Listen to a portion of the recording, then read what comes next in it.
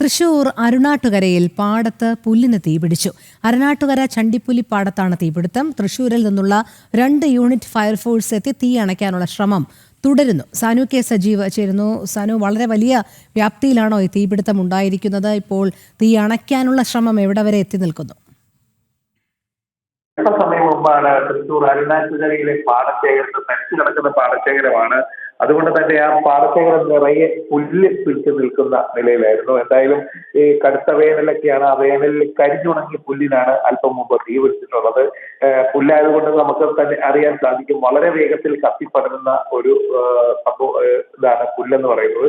അതുകൊണ്ട് തന്നെ വളരെ വേഗത്തിൽ ആ പ്രദേശമാകെ, ആ പാടശേഖരം ആകെ തീ പടരുകയാണ്. നിലവില് മൂത്തോൾ എക്സൈസ് അക്കാദമിക്ക് പുറകുഭാഗത്തെ പാടശേഖരത്തിലാണ് തീ പിടിച്ചെങ്കിലും അത് ഈ ജനങ്ങളൊക്കെ താമസിക്കുന്ന പ്രദേശത്തേക്ക് പടരുന്ന ഒരു സാഹചര്യവും ഇപ്പോൾ ഉണ്ട്. എന്തായാലും തൃശ്ശൂരിൽ നിന്നുള്ള 2 യൂണിറ്റ് അഗ്നിരക്ഷാ സേന എത്തിയിട്ട് അവിടെ തീ അടയ്ക്കുന്നതിന് വേണ്ടിയിട്ടുള്ള തീവ്ര ശ്രമം തുടരുകയാണ്. ഒപ്പം തന്നെ നാട്ടുകാരുടെയും പോലീസിന്റെയൊക്കെ ഭാഗത്തു നിന്ന് ഈ അഗ്നിരക്ഷാ സേനയെ സഹായിക്കുന്ന നടപടികളൊക്കെ ഉണ്ടായിട്ടുണ്ട്. എന്തായാലും ഈ പുല്ലിനാണ് തീ പിടിച്ചിട്ടുള്ളത്.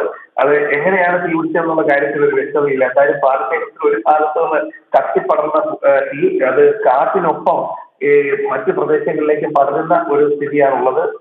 ഫയർഫോഴ്സിന്റെ നേതൃത്വത്തിൽ തീ വീണ്ടും വിജയമാക്കാനുള്ള പ്രവർത്തനങ്ങളൊക്കെ ഊർജിതമായിട്ട് നടക്കുകയാണ്.